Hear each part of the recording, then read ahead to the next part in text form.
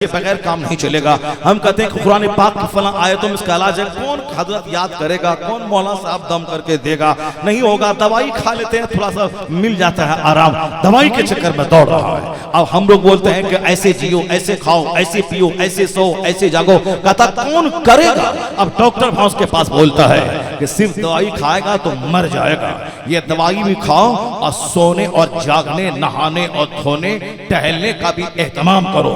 नहाओ कैसे, उसका तरीका बताता है, खाओ कैसे, तरीका बताता है। शुगर है, बीपी है, ब्लड प्रेशर हाई है, हार्ट है। अब एक लिस्ट डॉक्टर ने, एम्स जो हिंदुस्तान का सबसे बड़ा हॉस्पिटल है, वो एक लिस्ट देता है। सुबह क्या खाना है, दोपहर में क्या खाना है, रात में क्या खाना है, पानी कितना गिलास पीना है और कितना कम नहीं पीना है, वेजिटेबल में क्या क्या लेना है, ड्राई फ्रूट में क्या नहीं लेना है, दूध क्या कैसे लेना है, यानी एक पूरा चार्ट दे दिया है, फूड चार्ट। हमसे किसी ने कहा आपको शुगर हो गया है, फूड चार्ट आपके पास है? मैंने कहा कौन फूड चार्ट है, हमको तो आज 5-6 साल हो गए शुगर के, अब हम आज तक पता ही नहीं चलता है कि हम जो है रसगुल्ला छोड़ दिए, हलवा छोड़ दिए, कुछ नहीं छोड़ा।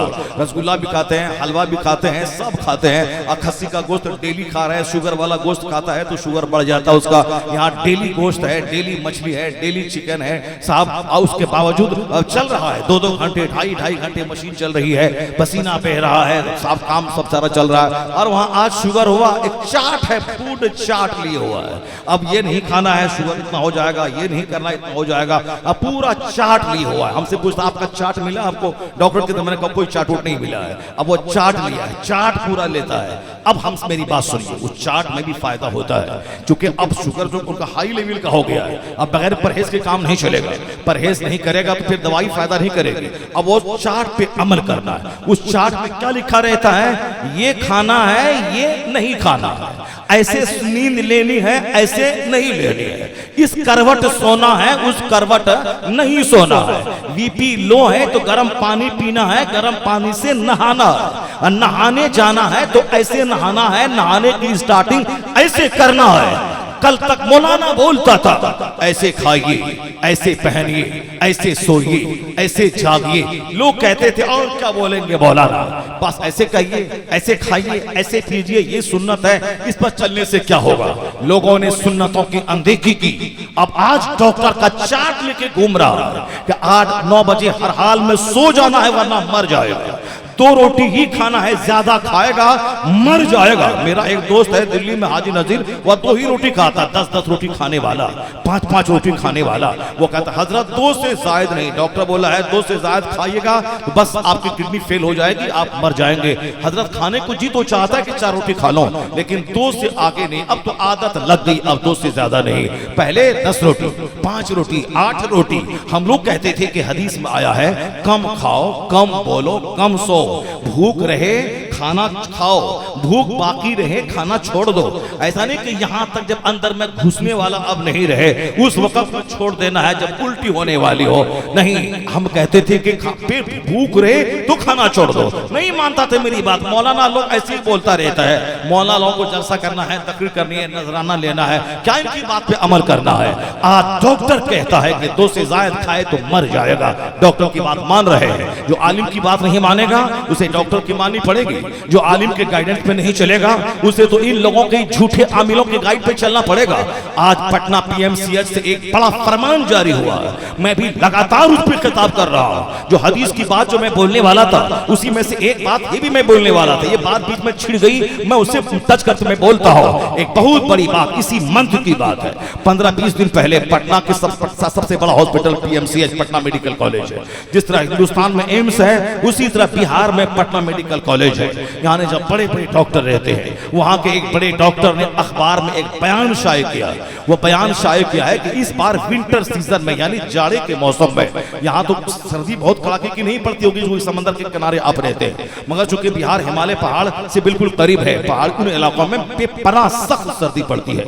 जैसे कश्मीर है, शिमला है, हिमाचल है, उन इलाकों में। और हम लोगों का प्रदेश खास करके सीमांचल का जोन जो हमारा नॉर्थ बिहार है वह बिल्कुल हिमालय पहाड़ से करीब शरीर में बेपनाह सर्दी, उसको लोग कहते हैं सड़ी हुई सर्दी। यानी साहब अंदर में इनर है, तो फिर सूटर है, तो फिर पंजाबी है, फिर उसके बाद जैकेट है, फिर उसके बाद में साहब शेरवानी है, और उसके बाद भी फिर वो कांपता रहता है। सड़ी हुई सर्दी, सड़ी हुई सर्दी जो कश्मीर की याद दिला दे, वो सर्दी होती है। उस पटना राजधानी में डॉक्टर ने कहा इस सर्दी के मौसम में कई मरीज आ गए हॉस्पिटल, जो ब्रेन हेमरेज के मरीज, लकवा के मरीज। जब मैंने तहकीक किया कि बीमारी हुई क्यों, अचानक ब्रेन हेमरेज क्यों हुआ, लकवा का मर्ज क्यों हुआ, मेंटल डिजीज यानी पागलपन की बीमारी।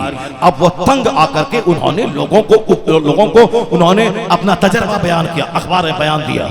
माँ के बड़े डॉक्टर ने कहा कि जितने बीमार आए हैं ब्रेन हेमरेज वाले, फालिज वाले, उन सबों पे जब मैंने गौर किया तो पता चला कि इन सबों के नहाने का तरीका गलत था।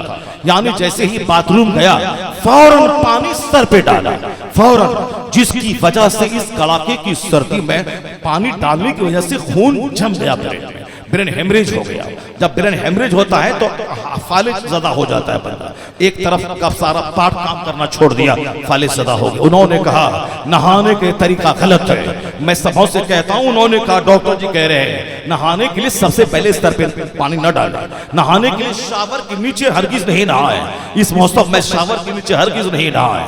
आप नहाएंगे ब्रेन हेमरेज हो सकता है, नहीं हुआ अलग बात है, मगर हो सकता है। केस ऐसा आया है, इनको इसी वजह से हुआ है। वहां के डॉक्टर कहते हैं, डॉक्टर की बात सारे लोग गौर से सुनते हैं, मौलाना की बात नहीं सुनते लोग। वो तो आप लोग उड़ीसा में इनकलाब बर्पा कर रहे हैं कि मौलाना की बात 1 घंटे से गौर से सुन रहे हैं, वरना उड़ीसा में नाम तकरीर सुनी जाती है, उड़ीसा में तो नाम सुनी जाती है, उड़ीसा में तो 5-5 शायर को बुलाया जाता है, उड़ीसा में तो साहब यहाँ दीन की बात नहीं सुनी जाती है, यहाँ दीन पर अमल ही नहीं करना है, तो जीना है, लड़ना है, झगड़ना है, मारना है, पीटना है, काटना है, साहब शादी ब्याह में नाचना है, गाना है और सब करना है। काफिरों का तर्ज जिंदगी, बाल जोकरों की तरह, साहब लिबास काफिरों की तरह, शादी ब्याह काफिरों की तरह, जहेज का डिमांड काफिरों की तरह, और साहब शादी ब्याह के मौके मंडप पे दुल्हन और दुल्हा का बैठ करके गैर मुस्लिमों से और गैरों से हाथ मिलाना, जबकि पर्दा जितना फर्ज है कि दुल्हन का पर्दा जरूरी है, सिर्फ औरत ही उसका चेहरे को देख सकती है, वो भी फासिका औरत ना देखे, मुत्तकिया परहेजगार औरत हो तो उनके सामने दुल्हन को देखा जाए, आम फासिक औरत उसको चेहरा ना दिखलाया जाए, काफिरा औरत को मोमिन औरत अपना चेहरा ना दिखलाए। जिस तरह अजनबी मर्द से पर्दा पर जरूरी है, उसी तरह काफिर औरतों से भी और मोमिन औरत का पर्दा जरूरी है। मैंने कल ही पढ़ा फतवा रजिया का चैप्टर कि मोमिन औरतों को काफिरा औरतों से मर्द की तरह ही पर्दा करना है, अजनबी मर्द जैसे पर्दा करना है, और वो भी औरत है, ये भी औरत है, अपने सर के बाल खुले जैसे आम मुसलमान औरतों के सामने काफिरा औरतों से अजनबी मर्द की तरफ पर्दा करना जरूरी है। उनके सामने ना गर्दन खोले, ना सर खोले, ना चेहरा खोले, ना कलाई खोले, ना पिंडली खोले, ना पेट खोले, पूरा बदन का पर्दा जरूरी है। और पर्दे पर अमल अगर नहीं हुआ तो फिर वही होगा। आज हिंदुस्तान के हालात इतने खराब हो गए कि हिंदुस्तान का जज दिल्ली में फैसला सुनाता है, इस पढ़े लिखे पीरियड में क्या सुनाता है कि औरत औरत से शादी कर सकती है, मर्द मर्द से ब्याह कर सकता है। जज है, बैरिस्टर है, लॉयर है, पढ़ा लिखा, LLB किया, कंपटीशन किया, प्रैक्टिस किया, फिर एग्जाम दिया, पास किया, तब जाके जज बना है। वो दिल्ली हाई कोर्ट का जज बनना कितना मुश्किल काम है। हाँ, जज बनना और है, आदमी बनना और है, मिनिस्टर बनना और है, आदमी बनना और है। वो आदमी है क्या? अगर उस जज का बाप अगर अपने दोस्त से शादी कर लेता, क्या वो जज पैदा होता? उस जज की माँ अपनी सहेली से शादी कर लेती, क्या वो जज पैदा होता? पैदा नहीं होता। फिर ये फैसला भी नहीं सुनाता। औरत और मर्द दोनों अलग अलग सिर्फ है, अल्लाह ने दोनों को पैदा किया है। मर्द में अलग जिम्मेदारी रखी है, औरतों में अलग जिम्मेदारी रखी है। मर्द का फिजिकल पोजीशन अलग है, औरतों का अलग है। औरतों के चेहरे पे दाढ़ी नहीं है, दाढ़ी निकले तो ऐबदार है। मर्द के चेहरे पे दाढ़ी है, दाढ़ी मुंडाए तो ऐबदार है। मर्द को ताकत अल्लाह ने दिया है ताकि 5-5 कुंटल पोरा उठा करके चले, रात भर 12 घंटे दरबानी करे। औरत को बनाते दरवाजे पे दरबानी करने के लिए, फिर तो 2 दिन के अंदर ही में सारा तमाशा हो जाएगा। मर्द औरत दोनों बराबर है, दोनों में बराबर फर्क पैदा मत कीजिए। मर्द आंखें झुका के रहे, औरतें सीना खोल के चले। ये क्या बदतमीजी की बातें कर रहे हैं लोग कि मर्द अपना काम करे, मर्द नजर झुका के चले, मर्द झुका के चले, और ये नंगी फिरे, मर्द निगाह झुका के चले। हम क्यों पर्दा करें? ये सब ये पढ़ने लिखने के बाद जाहिल वाली बोली, जहालत वाली बोली। जो चीजें औरतों के पास है वह मर्द के पास नहीं है, जो काम औरत का है वह मर्द का नहीं है। अगर दोनों बराबर है तो एक साल मर्द बच्चा पैदा करे, एक साल औरत बच्चा पैदा करे। जब दोनों बराबर है तो एक हफ्ता मर्द खाना बनाए और औरत बाहर जाए, दूसरा हफ्ता औरत घर में रहे, मर्द बाहर जाए। अगर दोनों बराबर है तो एक हफ्ता औरत चूड़ी पहने, दूसरा हफ्ता मर्द चूड़ी पहने। अगर दोनों बराबर है तो औरतें दरवाजे पे जा करके वह दरबानी फैक्ट्री के दरवाजे पे लाठी लेकर रात भर पहरा देती रहे कि एक हफ्ता ये पहरा देगी, एक हफ्ता शौहर पहरा देगा। अगर यही मर्द और दोनों बराबर है तो जो नेपाल का रात में जोगने वाला वो कोतवाल जो घूमता है हर रास्ते में, वो पास वो लाठी लेके घूमता है हर चौरा गली में। अब एक औरतें घूमे, खूब अपना चेहरा दिखाए, नुमाइश करे, और जींस और टी शर्ट पहन के रात में घूमे। अगर 2-4 घंटे के अंदर सारा काम तमाम न हो जाए तो फिर वह बोले। तो जो काम औरतों का है, औरतों को संरक्षण चाहिए, औरतों को सुरक्षा चाहिए। चाहे प्रधानमंत्री क्यों न रहे उसे भी सुरक्षा चाहिए, चाहे वह डीएम क्यों न रहे उसे सुरक्षा चाहिए, चाहे औरतें पुलिस में क्यों न रहे उसे भी 2-4 पुलिस मर्द वाले सुरक्षा चाहिए, संरक्षण चाहिए। वो है ही वैसे, वरना फिर क्यों बंबई में औरतों का डब्बा अलग है, मर्दों का डब्बा अलग है? क्यों साहब कलकत्ता जाने में रेल का डब्बा औरतों का अलग, मर्द का अलग है? दोनों का गठबंधन एक डब्बा रहना चाहिए, ताकि दोनों में रश रहना चाहिए, ताकि मर्द औरत दोनों आपस में बिल्कुल रश के साथ जाएं और काम करेंगे। बाद में पहले पूरा 1-2 घंटे तक बिल्कुल नजर सेकते जाएं, हाथ मिलाते जाएं और सारा तमाशा करते हुए ट्रेन पे जाएं। लेकिन नहीं, को आपने कह दिया अगर औरतों के डब्बे में मर्द घुसा उसको इतने 1000 रुपए फाइन लगेगा, उसको इतने दिन का जेल होगा। क्यों आपने लिखा है कि औरतों के डब्बे में मर्द घुसा तो जेल होगा? इसका मतलब है कि फसाद से बचाने के लिए आपने पनिशमेंट सुनाया है, फसाद से बचाने के लिए आपने पनिशमेंट सुनाया है, ताकि माहौल खराब ना हो, ताकि बलात्कार का माहौल पैदा ना हो। इसलिए आपने फसाद से बचने के लिए इस तरह का उनका डब्बा अलग, इनका डब्बा अलग है। दोनों बराबर है तो डब्बा अलग अलग क्यों है? अब चाहे 1000 बकवास करे कोई, आदमियत जहां रहेगी वहां मर्द और औरत में फर्क महसूस किया जाएगा। औरतों का चेहरा अलग है, औरतों की जिस्मानी स्ट्रक्चर ढांचा अलग है, मर्दों का अलग है। मर्द किस काम के लिए पैदा हुआ है? औरत बच्चा देने के लिए, घर को जन्नत बनाने के लिए पैदा हुई है। प्रधानमंत्री क्यों न रहे, हर महीने 10 दिन तक हैज का खून उसको आएगा, उन 10 दिनों में कोई काम नहीं कर पाएगी। वो चाहे 1000 चुस्त दुरुस्त दिखलाए, लिपस्टिक और फेयर एंड लवली लगा के, उन दिनों में दर्द को कहां ले जाएगी? वो उन दिनों में परेशानी को कहां ले जाएगी? इसलिए स्कूल में 5 से लेकर 6 दिन तक की छुट्टी उनकी है अलग से, जो मर्दों की छुट्टियां उसके अलावा छुट्टी उनकी स्पेशल है, उनको उनकी खास रियायत की गई है। जो कमजोर है, हर महीने की कमजोरी, बच्चा पैदा करना, बच्चा 5 साल ना हो तो आदमी बंदर की तरफ मारे मारे फिरता है, यहाँ तावीज वहां तावीज, यहाँ गंडा वहां गंडा, ये अजमेर वो दिल्ली। बच्चा पैदा 5 साल ना हो मारे फिरता है कि कहां से तावीज मिले के बच्चा हो जाए। जब औरतें हमल से रहेंगी 9 महीने, उसका क्या हाल होगा? जब वो बच्चा पैदा करेंगी तो 2 साल उनके दूध पिलाने की पीरियड की नौकरी का क्या होगा? यार सिर्फ बोल दिया कि मर्द औरत दोनों बराबर है। औरतों को बच्चा पैदा करना ये कमजोरी है, हर महीने उसका महाना खून आना ताकि बच्चा पैदा कर सके, वो ये उसकी कमजोरी है। तो मर्द औरत दोनों बराबर कैसे हो सकते हैं? दोनों का चेहरा अलग है, दोनों की साख्त अलग है, दोनों का स्ट्रक्चर अलग है, दोनों की रिस्पांसिबिलिटीज अलग है, दोनों के अंदर के हार्मोन्स अलग है, दोनों की सोच अलग है, दोनों के बदन की नजाकत अलग है, लताफत अलग है। उन दोनों को एक कटघरे में खड़ा करना किस इंसानियत के साथ जुल्म है, मानवता का अपमान है। कैसे वो जज बोल दिया कि मर्द से ब्याह कर सकता है? तो जैसे वो जज का फैसला सरासर गलत है, उसी तरह आज का पढ़ा लिखा आदमी अगर औरतों के हिजाब की मुखालफत कर रहा है, औरतों के निकाब की मुखालफत कर रहा है, वो पढ़ा लिखा अहमक है, पढ़ा लिखा गधा है, वो पढ़ा लिखा बेवकूफ है। वो आज पर्दा न करने की वजह से, औरतों की छुट्टी फिरने की वजह से, जींस और टी शर्ट पहनकर बेनकाब फिरने की वजह से आज कॉलेज में सेनाकारी, हॉस्टल में सेनाकारी, मंत्रालय में जनाकारी, थाने में जनाकारी, जज के सामने जनाकारी, अमेरिका में जना, हिंदुस्तान में जना, सारी दुनिया बलात्कार की ढेर पे जमा हो गई। अमेरिका के लोग फिक्रमंद है जना कैसे रोके, हिंदुस्तान के लोग फिक्रमंद है जना कैसे रोके।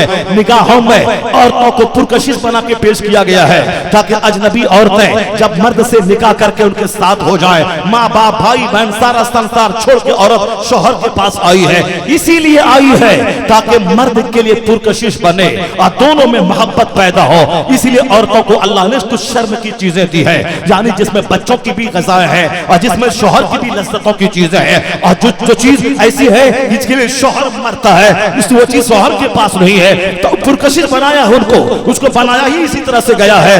अब उसका पर्दा जरूरी है, वरना एक औरत समाज की खूबसूरत लग रही है, 10 नौजवान कहता है मैं इससे शादी करूंगा, अगर शादी नहीं करवाएगा मैं 5 गोंडे लेके इसको किडनैप कर लूंगा। अब उसको 50 लड़के किडनैप करना चाहते हैं, एक लड़की है 50 लड़के किडनैप करना चाहते हैं, उस लड़की का क्या हाल होगा। हमारी बीवी हमारी बेटियां समाज में है, हमारी बेटी के चेहरे पे हिजाब नहीं है, हमारी बेटी खूबसूरत लगी, दूसरे ने उस पर बुरी निगाह डाला, वो चाहता है कि अब मैं इनके करीब जाऊं, मैं इनके हाथ पकड़ूं, मैं इनसे दिल बहलाऊं। ये बताएं कि आप चाहेंगे कि समाज के 10 छोकरे हमारी माँ बहन बेटी से दिल बहलाना चाहते हैं, इसीलिए हिजाब है, इसीलिए निकाब है ताकि उसका हुस्न छुपा रहे, उसकी खूबसूरती छुपी रहे, दरिंदों की बुरी नजर न पड़े ताकि वो पर्दे में रहे। दूसरों की बुरी नजर पड़ेगी, देखने में अच्छी लगी, वो उसे छूना चाहेगा, वो उसे बार बार देखना चाहेगा, वो उनके पास जाना चाहेगा। अगर ऐसा हुआ तो फिर समाज में आग लगेगी, समाज में फितना पैदा होगा। हमारी बीवी मेरी अमानत न रहेगी, मेरी माँ मेरे बाप की अमानत न रहेगी। समाज के छोकरे देखेंगे अपने पास लाना चाहेंगे, फिर ये दुनिया जानवरों से की दुनिया हो जाएगी, आदमी जानवर बन जाएंगे, आदमी कुत्ता न बने।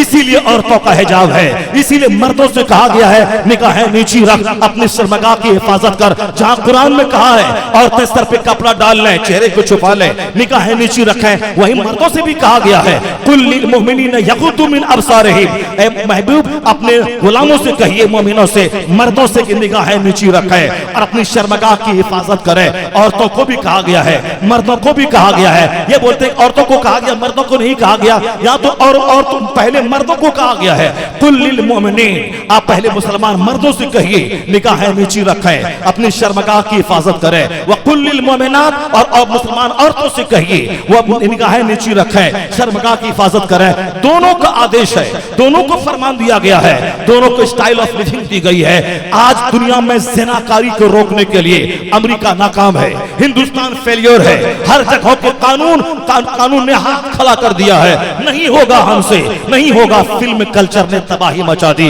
मगर इस्लाम आज भी आवाज देता है ज़िना को रोकने के लिए मुस्तफा का एक ज़ाब्ता है कानून पर्दा, उस कानून पर्दा को नाफिज कर दिया जाए और 1 साल का सर्वे किया जाए, 50 नहीं 80% सिर्फ कानून पर्दा को नाफिज करने की वजह से बलात्कार का खात्मा हो जाएगा, ज़िनाकारी मिटती नजर आए।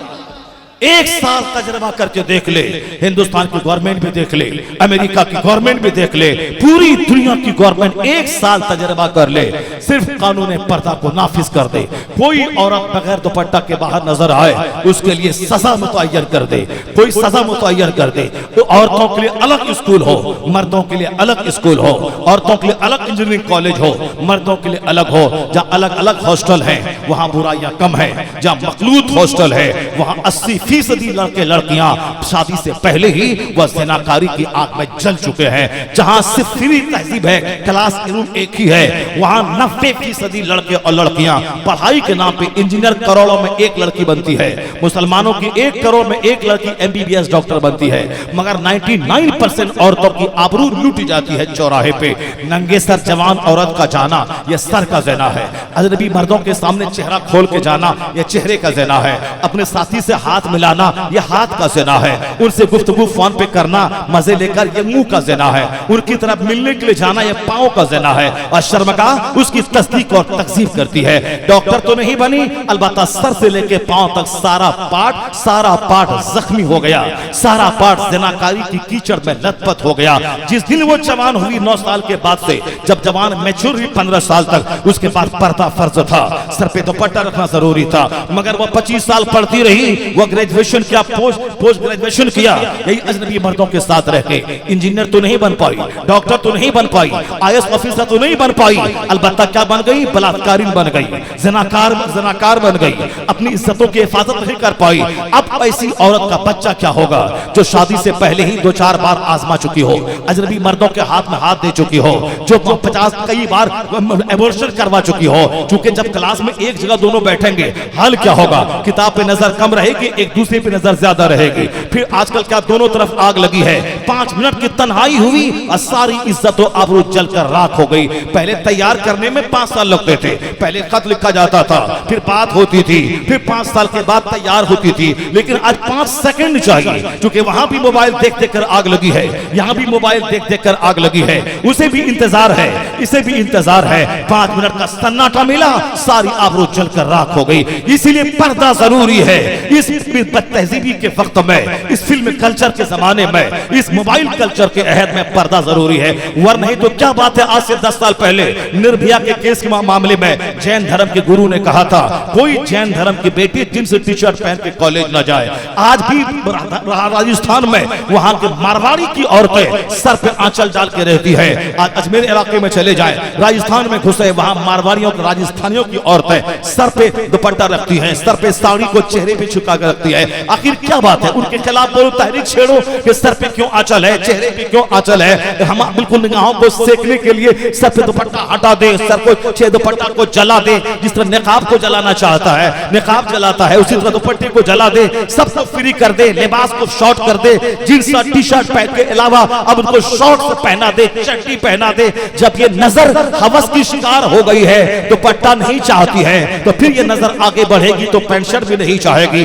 और आगे बढ़ेगी तो उसको बिल्कुल निर्वस्त्र करना चाहती है नजर। ये मर्द जब बेहया हो जाए, औरतों का अपमान करते हैं, औरतों को जलील करते हैं, अपनी निगाहें सेकने के लिए औरतों को नचवाते हैं। और फिल्म में नचवाया मर्दों ने, दुकानों पे नचवाया मर्दों ने, यहाँ तक कि सर्कस में नचवाया मर्दों ने। ये मर्द जब बेहया होता है तो औरतों को नचवा के निगाहों को सेकने का काम करता है। 1400 साल पहले औरत भी बेहया थी, मर्द भी बेहया थे। 300 शादी मर्द करता था, एक मर्द 300 औरतों को टॉयलेट कर सकता है? नहीं। ये शादी किया, 1-2 बार मिला, फिर छोड़ दिया। ये औरतों का अपमान था, औरतों को जलील किया जाता था, नंगी रखा जाता था, ताकि उनकी शर्मगाहों को देख देख कर आंखों को सेका जाए। औरतें जलील थी, औरतों को यही काम था कि वह मेरी नफ्स की तस्कीन का जरिया बने। ना उससे एडवाइस लेना, ना बाप की प्रॉपर्टी में हिस्सा देना, ना उनको सम्मान और इज्जत देना। नहीं, माँ है तो जलील है, बीवी है तो जलील है, बेटी है तो जिंदा दरगोर है। यानी वो अपमानित थी औरतें। किसने इन औरतों को रानी बनाया, माँ बना के सम्मान दिलाया, बहन की सूरत में सम्मान दिलाया, बेटी की सूरत में सम्मान दिलाया। जलील थी ये औरतें। इन औरतों को इतिहास पढ़ना चाहिए, इनको तारीख पढ़ना चाहिए। ये सिर्फ ख्वाहिशात की तकमील का जरिया थे। इसीलिए मर्द लिबास नहीं चाहता था, मर्द चाहता हर वक्त निगाह सेकता रहो। ये औरतें जलील थी, इनसे न इसको हिस्सा देना है प्रॉपर्टी में, न इससे इज्जत से बात करनी है। सिर्फ एक काम के लिए पैदा हुई है। ये औरतें डाइन है, ये औरतें जोगिन है, ये औरतें कातिल है। ये इंसान है वो औरत, बस जलील कर दिया मर्दों ने, तहजीब ने, समाज ने। इनको इज्जत कौन दिलाया, इनको उत्थान कौन दिलाया? अपलिफ्टमेंट की बात किसने की? किस लड़की के बचाने की बात की? कुर्बान मोहम्मद अरबी से पहले किसी ने भी औरतों को इतना सम्मान नहीं दिया। हुजूर ने कहा लड़कियां मारने की चीज नहीं है, लड़कियां सम्मान की चीज है। औरतें न रहेंगी तू कहां से पैदा होगा? तुम्हारी माँ है औरत, तुम्हारी बहन है औरत, तुम्हारी बीवी है औरत। अगर तू इसी से जिंदा दफन करेगा, फिर बीवी कहां से लाएगा, बहन कहां से लाएगा, माँ कहां से लाएगा? हुजूर ने कहा जो 4 बेटी को पाले वो मेरे साथ जन्नत जाएगा, जो 3 बेटियां पाले वो मेरे साथ जन्नत जाएगा, जो 2 बेटी को पाले मेरे साथ जन्नत जाएगा। जिस घर में बेटी पैदा होती है रहमतों की बारिश होती है। मुस्तफा ने बेटी को सम्मान दिलाया। अब बाप ने तमन्ना की मेरी बेटी पैदा हो, रहमतों की बारिश होगी, जहन्नम से पर्दा बन जाएगी। अब बेटियां जिंदा दफन करना उनका बंद हो गया। अब बेटियों की पैदाइश की तमन्ना होने लगी। बीवी को हक दिया गया, जो खाओ वो खिलाओ, चेहरे पे मत मारो, उसको अपने साथ सुलाओ। हैज के खून के दिनों में मर्द बीवी को अलग करता था, आज भी अलग कर देता है। इस्लाम कहता है सोहबत करना हराम है, मगर एक बिस्तर पे सोना है, उसको प्यार करना है, एक साथ खाना खाना है। ऐसा नहीं कि हैज का खून आया उसको नकार देना है। एक साथ खाना खाना है, एक साफ बिस्तर पे सोना है, मगर सोहबत करना उन दिनों में हराम है क्योंकि औरतों की तकलीफ का जरिया है। मर्द इस्लाम ने सम्मान दिया, अगर बाप मरे तो बाप की प्रॉपर्टी में औरत को हिस्सा मिलेगा, मर्द को डबल, औरतों को सिंगल, लेकिन मिलेगा। औरतों को कई जगहों से जायदाद में हिस्सा मिलता है। शौहर मरे तो शौहर की प्रॉपर्टी में बीवी का हिस्सा, बाप मरे तो बाप की जायदाद में बेटी का हिस्सा, बेटा मरे तो बेटी की प्रॉपर्टी में माँ का हिस्सा, यानी कई जगहों से औरतों को हिस्सा दिला के धनवान बनाया गया। कौन है जिसने गरीब औरत को धनवान बनाया? कौन है जिसने जलील औरत को सम्मान दिलाया? कौन है दफन करने वाली औरतों को जिंदगी अता की? जवाब होगा इन औरतों को अब सम्मान मुस्तफा ने दिलाया, इज्जत मुस्तफा ने दिलाया।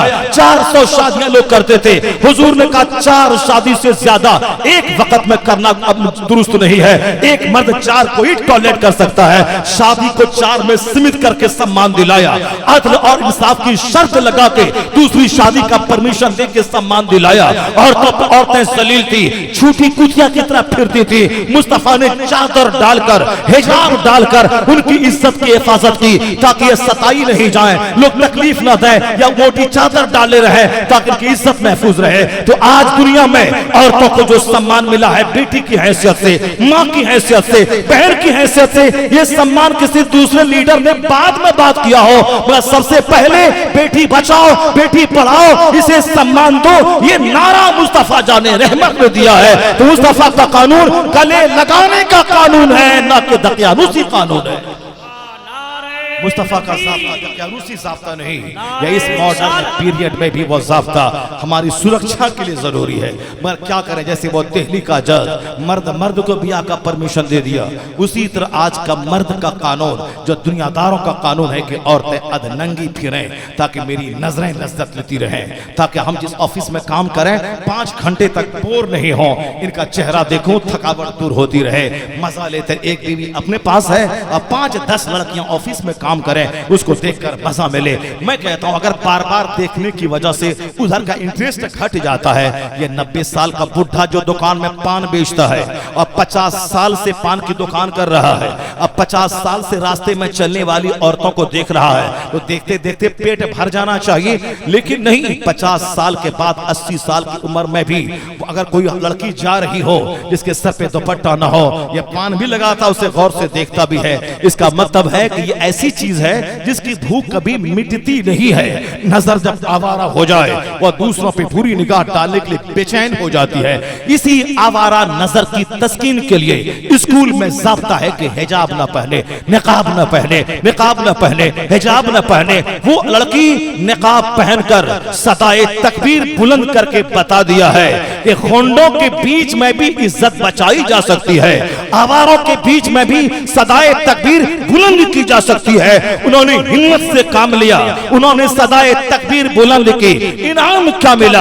आज 25 साल से केमिस्ट्री पढ़ रही थी वो, 25 साल से फिजिक्स पढ़ रही थी वो, 25 साल से मैथ पढ़ रही थी वो, 25 साल से स्कूल और कॉलेज में पढ़ रही थी, यानी बचपन के मैट्रिक तक के 10 साल, मैट्रिक के बाद के कई साल स्कूल में पढ़ी, फिजिक्स पढ़ी, मैथ पढ़ी, केमिस्ट्री पढ़ी, बायोलॉजी पढ़ी, मगर किसी ने उसकी तरफ ध्यान नहीं दिया। लेकिन 5 मिनट के लिए अल्लाह की तकबीर की सदा बुलंद की, फिर क्या हुआ? मकबूलियत मिली अपनी जगह और दौलत के दरवाजे खुल गए अपनी जगह। पता ये चला दुनिया दुनिया करेगा, कोई तेरी तरफ नजर उठा के ना देखेगा, अल्लाह अल्लाह करेगा, यहां भी सम्मान मिलेगा, मरने के बाद मुस्तफा की शफाअत मिलेगी। दोनों जहान की नेमतें इसी से वाबस्ता है कि मर्द मोमिन अपने मकसद हयात से जुड़ा रहे, मकसद हयात से जुड़ा रहे। और दूसरी जरूरी बात यही है कि 10% औरतें निकाब लगाती है, 90% औरतें निकाब नहीं लगाती है। मुसलमानों की बेटियों की बात मैं कर रहा हूँ। जब मुसलमानों की बेटियां नहीं लगाती है तब वहां पार्लियामेंट में चर्चा छिड़ रहा है कि निकाब लगाना इस्लाम का बुनियादी हक है, ये मुसलमान बनने के लिए जरूरी है, या फिर दूसरे रस्म रिवाज की तरह करे तो ठीक है, नहीं करे तो ठीक है। इस तरह से है, वहां बहस चल रही है। कुरान में देखा जाए कि हर औरतों पे पर्दा को फर्ज करार दिया गया है। अब वो कुरान खोल रहे हैं, इस्लामी फिक्र और उसूल और ज़ाब्ते की बात कर रहे हैं। ये बात क्यों आई? इसलिए कि 5% औरतें हिजाब पहनती है, अब 95% औरतें हिजाब से दूर नंगे सर रहती है। इसलिए उन्होंने हिजाब को दूर करने की बात की। जिस दिन मुसलमानों की सारी बेटियां हिजाब पहने, निकाब पहने, कुरान की तालीमात पे अमल करें, फिर तो ज़ाब्ता बनेगा। जिस तरह सिख का बच्चा दाढ़ी और पगड़ी को अपने साथ जोड़ लिया है, तो उनका बेटा प्रधानमंत्री बने, दाढ़ी रहेगी, चाहे पगड़ी रहेगी। उनका बच्चा ज्ञानी जेल सिंह साहब वो बने, वजीर दाखिला बने, सर पे पगड़ी रहेगी, चेहरे पे दाढ़ी रहेगी। बूटा सिंह सर पे पगड़ी रहेगी, चेहरे पे दाढ़ी रहेगी। मनमोहन सिंह सर पे पगड़ी रहेगी, चेहरे पे दाढ़ी रहेगी। उसका आदमी आर्मी चीफ रहे, सर पे पगड़ी, चेहरे पे दाढ़ी। बीएसएफ का हेड रहे, सर पे पगड़ी, चेहरे पे दाढ़ी। वह डीएम बने सिख, सर पे पगड़ी, चेहरे पे दाढ़ी। चूंकि वहां पगड़ी रुकावट नहीं, चूंकि सिखों में सबका पगड़ी पहनना लाजमी है। जब सब लोग पगड़ी पहने, वो पगड़ी पहन के डीएम भी बन सकते हैं, ऑफिसर भी बन सकते हैं, आर्मी चीफ भी बन सकते हैं, वो वजीर दाखिला होम मिनिस्टर भी बन सकते हैं। तो जिस दिन हमने इस्लाम के बुनियादी ज़ाब्ते को अमल करते हुए हर मर्द चेहरे को सुन्नतों से, दाढ़ियों से सजाने लगे, हर औरतें हिजाब और निकाब से अपने आप को सजाने लगी, तो फिर वो जानेंगे ये इस्लाम का, मुसलमानों का बुनियादी हक है, यह इस्लामी लिबास है। इसके साथ डेवलपमेंट होगा, इससे हटा के डेवलपमेंट ना होगा।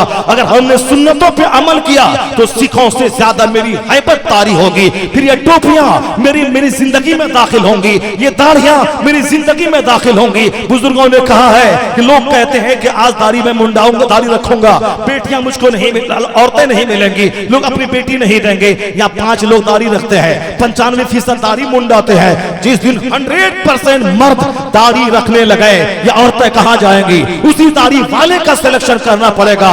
जिस दिन 100% औरतें निकाब ओढ़े, उसमें हमारे सारे बेटों को निकाब वाली का सिलेक्शन करना पड़ेगा। ये हमारे जगाने के लिए आया है। ये मुस्कान का ज़ाब्ता, ये हिजाब का कानून, ये निकाब का ज़ाब्ता, ये काफिरों की आवाज कुछ नहीं। न प्रोटेस्ट करना है, न एहतजाज करना है, न और कोई लड़ाई करनी है। सारी लड़कियां हिजाब डालें, सारे मर्द टोपी पहने। कल नहीं, 500 साल के बाद नहीं, 2-4 साल के अंदर हिंदुस्तान में इनकलाब आएगा और कानून हिंदुस्तान भी होगा, इस्लामी निज़ामी हुकूमत भी कायम हो जाएगी। शर्त है कि सारे मर्द मुस्तफा के उसूल और ज़ाब्ते पे अमल करते हुए अपने चेहरे को दाढ़ियों से सजाएं, अपने सरों को टोपियों से सजाएं, अपनी जवान बेटियों को हिजाब डाल दें, निकाब डाल दें। अल्लाह रब्बुल इज़्ज़त फरमाया करना फी बयूतिकुन्ना, यानी ऐ औरतों तुम अपने घरों में ठहरी रहो। वला तबर्रजना तबर्रुजल जाहिलिया, दौरे जाहिलियत की औरतों की तरह बेपर्दा मत फिरा करो, घर में रहा करो। जहाँ चोर डकैत रहें वहाँ माल की हिफाजत की जाती है, जहाँ लुच्चे लफंगों की आवारा निगाहें रहें वहाँ अपनी इज्जत की हिफाजत के लिए चादरें डाली जाती हैं, निकाब डाला जाता है। ये ज़ाब्ता ऐसा वो करे। डिबेट कीजिए, बहस कीजिए, क्या बहस करेगी, क्या बहस करेगी? तू छुटी औरतों की तरह चुस्त लिबास पहन के मर्दों को नजारे दावते नजारा दे रही है और कह रही डिबेट कीजिए, बहस कीजिए।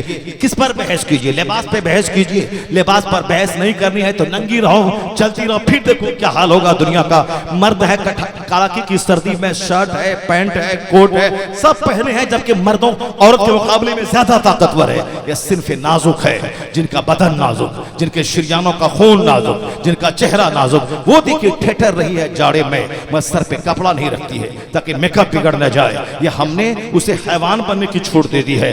हर माँ बाप पे लाजिम है कि यहूदी कुछ भी करे, नसरानी कुछ भी करे, हिंदू कुछ भी करे, मुशरिक कुछ भी करे, हमको उससे बहस नहीं। हम मोहम्मदी हैं, हमें मोहम्मद का कानून काफी है। हम मुसलमान हैं, हमारे लिए इस्लाम काफी है। मालूम है आपको पीएमसीएच का वो डॉक्टर ने कहा था कि अभी इस मौसम में ब्रेन हेमरेज का खतरा नहाने के गलत तरीके से हुआ है। इसलिए कहा कि जब भी नहाने के लिए बाथरूम जाएं वहां सबसे पहले सर पे पानी नहीं डालें। वह पटना का हिंदू डॉक्टर कहता है पहले दूसरे पार्ट पर पानी डालें, यानी हाथ पे डालें, अपने कंधे पे डालें, आखिर में सर पे डालें, यानी बदन पे थोड़ा थोड़ा पानी डालें, उसे भिगाएं, उसके बाद आखिर में डालें। जब बदन पानी के काबिल सहने के लायक हो जाए फिर उसके बाद पानी डालें। कोई ब्रेन हेमरेज ना होगा।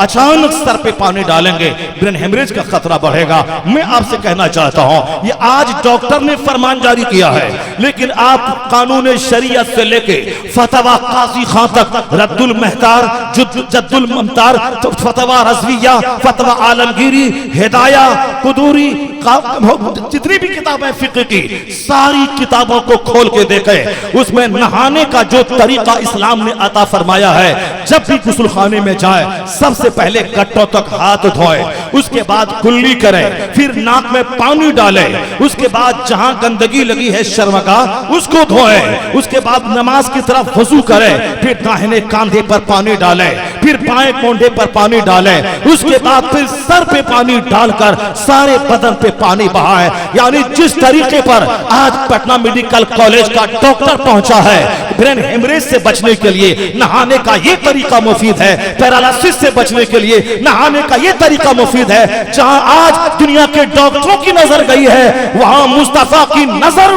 1500 साल पहले गई है। इसी को जिंदगी के हर मोड़ पे ले ले, जहां अच्छाई का ज़ाब्ता डॉक्टर दे, साइंसदान दे, जहां फिलोसोफर दे, रिफॉर्मर दे, उनका ज़ाब्ता अगर सच्चा है उसमें अच्छाई है, इनका सारा रिश्ता मुस्तफा की सुन्नतों से जुड़ा हुआ है। हमने नबी कौनैन के कानून को छोड़ा, हमने उसे ताक पे रखा, नतीजे में आज सेहत भी गई, आज इज्जत भी गई, आज हमारा सुकून भी गया, आज हमारी दुनिया की राहत भी गई, हरियाली भी गई। सारी चीजें सिर्फ इसीलिए हैं तरीके मुस्तफ़ा को छोड़ना है वजह बर्बादी। इसी से कौम दुनिया में हुई बेइख्तिदार अपनी। आप कसम खा लें सारा समाज हम बदल नहीं सकते, अपने को तो बदल सकते हैं, अपनी बीवी जिसको हम खिलाते पिलाते हैं घर में रखते हैं उसको तो बदल सकते हैं। दूसरे के बच्चे पे मेरा कंट्रोल नहीं है, मुझे अपने बच्चों पे तो कंट्रोल है, अपने बच्चों को तो हम बदल सकते हैं। अगर आप चाहते हैं कि आने वाली नस्लें बुरी ना हो, आज जो हमारे बच्चे आवारा हैं, इनके बाप अच्छे थे, माँ थोड़ी अच्छी थी, उसके बावजूद ये आवारा बन गए, लेकिन इनकी जो औलाद 25 साल के बाद आने वाली है वो किस कदर महा आवारा होगी। एक नमाजी नहीं मिलेगा, एक मस्जिद बनाने वाला नहीं मिलेगा, जलसा कराने वाला नहीं मिलेगा, जलसा कराएगा कोई जलसा सुनने वाला नहीं मिलेगा। क्योंकि हम लोगों के बाप दादा आज के मुकाबले में कुछ थोड़ा अच्छा थे, इसीलिए आज हम आलिमों का हाथ भी चूम लेते हैं, आलिमों की बात भी सुन लेते हैं, मस्जिद में अजान दे के 5 लोग नमाजी पढ़ लेते हैं। लेकिन जिसके माँ बाप आज इस तरह जो लौके घूम रहे हैं, आवारा छूटे फिर रहे हैं, मुंह में गुटखा और बाल जोकरों की तरह, कपड़ा काफिरों की तरह, इनका जो बच्चा होगा किस कदर महा आवारा होगा, आलिमों से दूर, जलसों से दूर। ये मत बोले कि समाज कैसे आबाद होगा, एक ही रास्ता है, ये नौजवान आज आबाद हो जाएं, बच्चों की मुस्तकबिल पे नजर रखें। मेरा बच्चा गुंडा ना हो, मेरा बच्चा डकैत ना हो, मेरा बच्चा आवारा ना हो। ये आज तमाम खुराफात के काम छोड़ दे आने वाली औलाद पे रहम खाते हुए, वरना इनका बच्चा जहन्नम जाएगा, इनका बच्चा काफिरों की झोली में जाएगा, इनके काफिर होने से कोई नहीं बचा पाएगा। 5 रुपए से काफिर बना देगा, 10 रुपए की नौकरी से काफिर बना देगी, मिठाई का एक डब्बा हमारी बेटियों को काफिर बना डालेगा।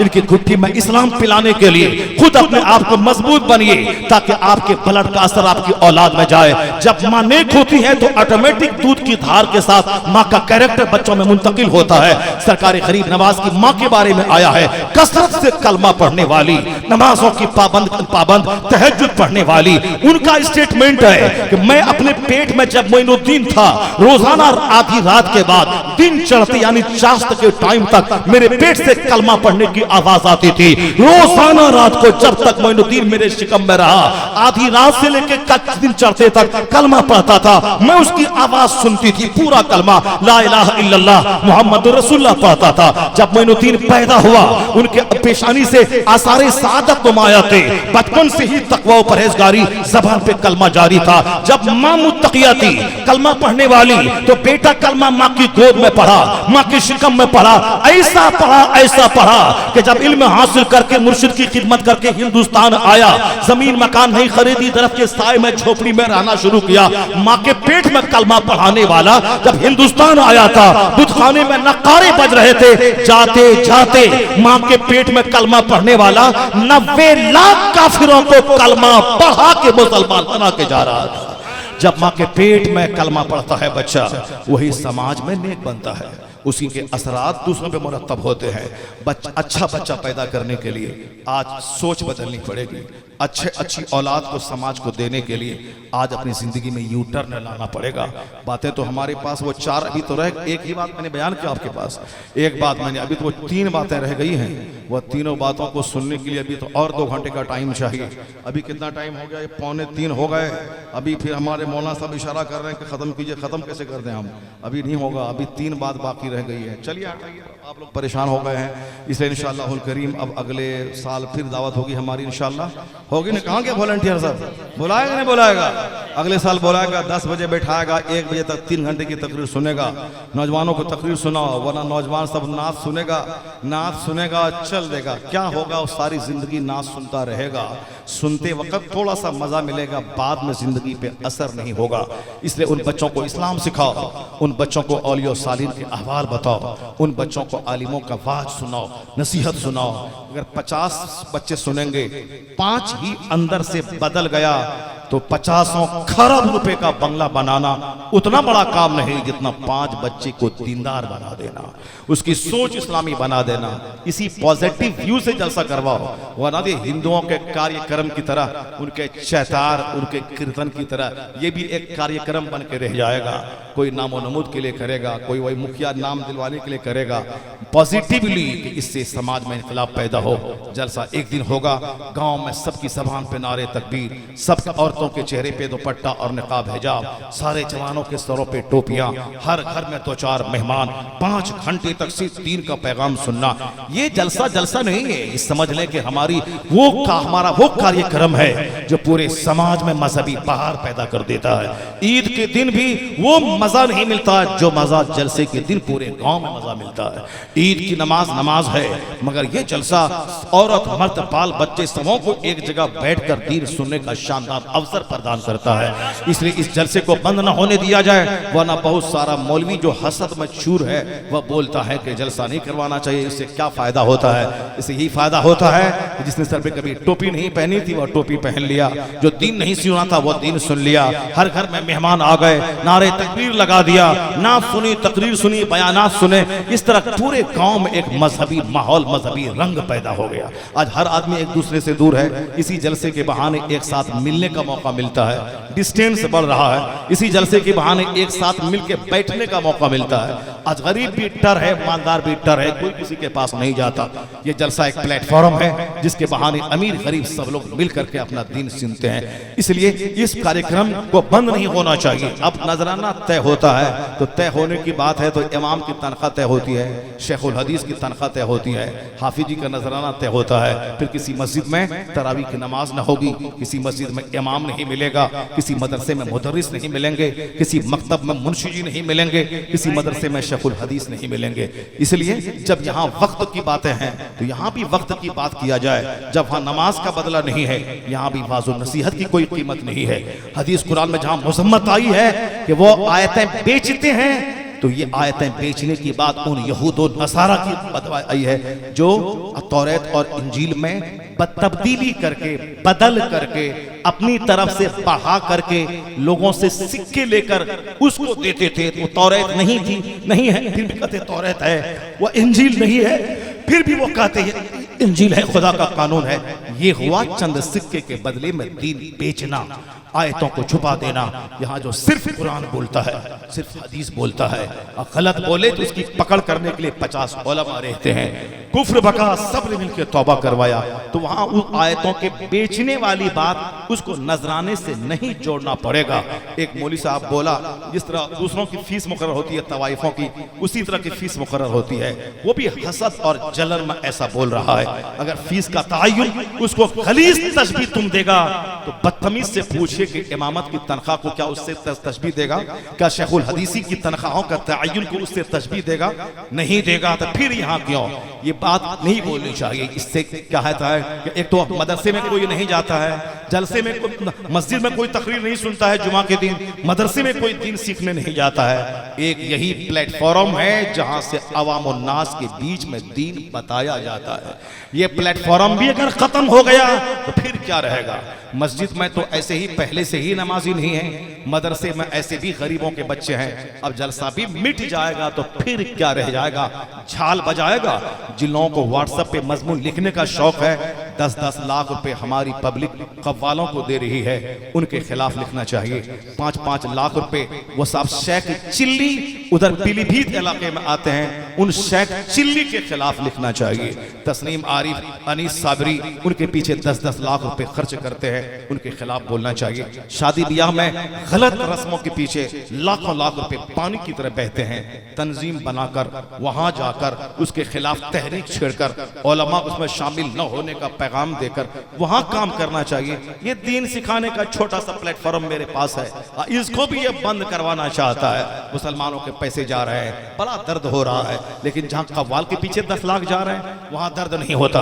शादी में 10 लाख रुपए खर्च हो रहे हैं वहां दर्द नहीं होता। इसलिए सोच समझ के बोलना चाहिए। हाँ, जो खतीब लतीफा चुटकुला बोलता है उसकी मजम्मत होनी चाहिए। जिस जलसे में सिर्फ गाने बजाने की बात होती है उसकी मजम्मत होनी चाहिए। लेकिन जहाँ अमर बिल मारूफ, जहाँ वाज़ुल इरशाद, जहाँ दीन की बातें हों, मुख्तसर नात खानी, कसरत से कुरान हदीस की बातें हों, उसके बचाने की वकालत करनी चाहिए, ना कि उसको नजराने दलील सिक्कों से जोड़ करके इतने बड़े फायदे को रोकने की नाकाम कोशिश करना चाहिए।